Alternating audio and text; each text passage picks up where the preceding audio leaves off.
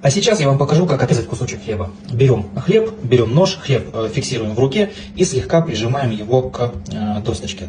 Берем нож. Чем хорош этот способ? Тем, что мы можем сами регулировать толщину кусочка, который нам нужен. Ну, допустим, я отрежу вот такой. Теперь что делаем? Прижимаем слегка нож к хлебу, нажимаем его вниз и подаем вперед. Раз, два, три. И вот такими движениями отрезаем хлеб. Есть, кусочек отрезан. И можем дальше с ним делать все, что мы хотим с ним сделать.